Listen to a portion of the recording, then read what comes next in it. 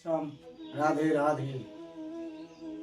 নিজ ইন্দ্রিয় সুখ হেতু কামেরও তাৎপর্য, কৃষ্ণ সুখের তাৎপর্যে গোপিকা ভাব মাধুর্য।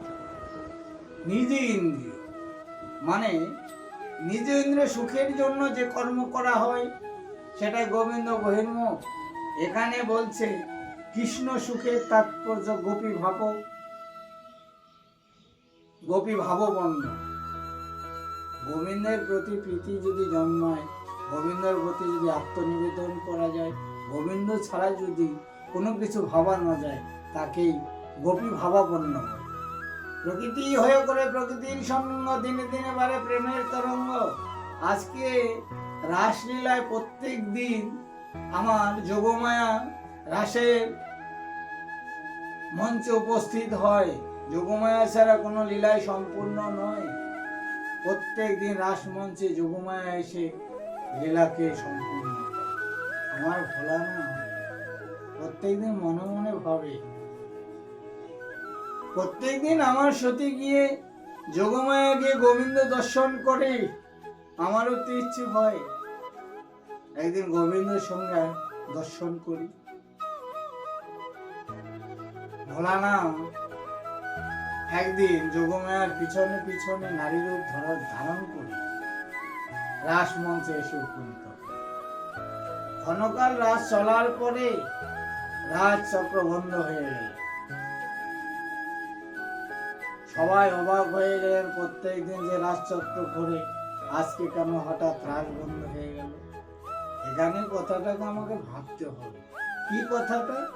প্রকৃতির সঙ্গে প্রকৃতির সঙ্গ।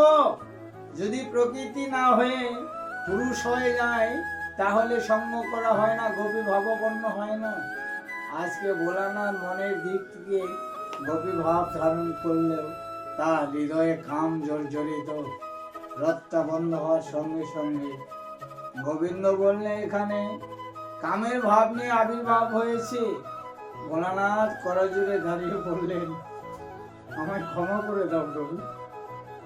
ভোলানাথকে বলছে, আমার গোবিন্দ তোমার রাশির অধিকার এখনো হয়নি। ভোলানাথ বলছে, ক্ষমা করো প্রভু, আমারও তো ইচ্ছে হয় গোবিন্দের সঙ্গে একটু দেখা করি।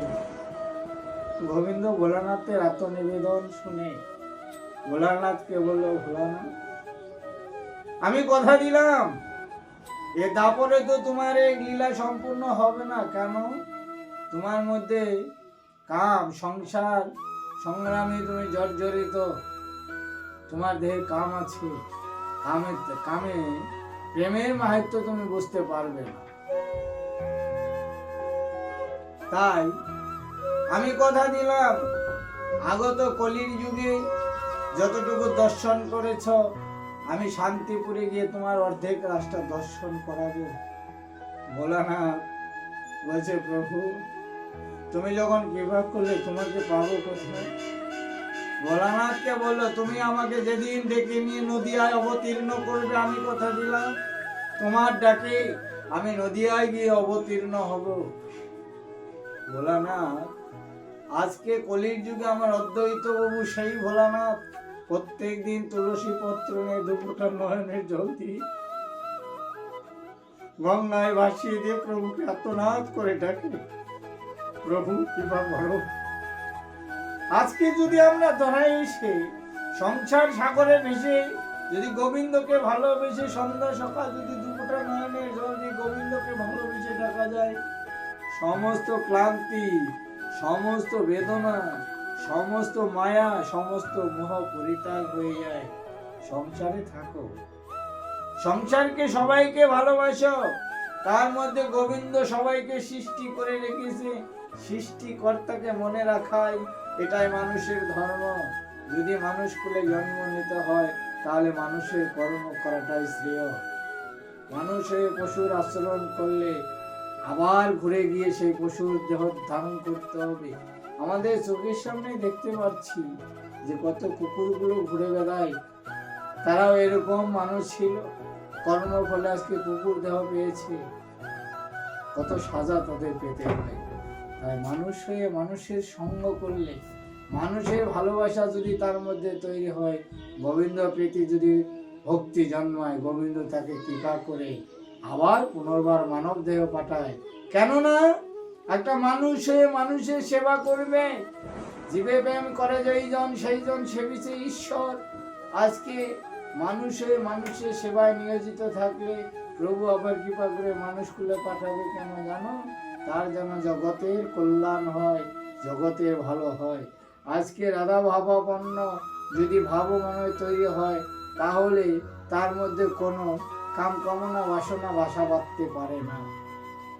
আমরা যদি ভাগবতী দেখি, সুখদেব গোস্বামী জন্মগ্রহণ করে সংসার ত্যাগে বলেন 16 বৎসরে যুবক উলঙ্গ অবস্থায় সংসার ত্যাগ করে চলে যাচ্ছে। পিছনে তার পিতা ব্যাসদেব সুখদেবকে পিছন থেকে ডাকছে, সুখদেব পুত্র ফিরে এসে সংসারে। পিছু পানা চাইলেন না, সংসার মায়ায় জর্জরিত হয়ে আমি কামে আবদ্ধ হতে চাই না, নিষ্কাম হয়ে চলছে। গোবিন্দ তাকে কৃপা করলেন। আজকে গোপীরা স্নান করছিলেন উলঙ্গ অবস্থায়, সুখদেবকে দেখে সবাই উঠে এলেন ডাঙ্গায়, তাদের মধ্যে কোনো কাম ভাব ছিল।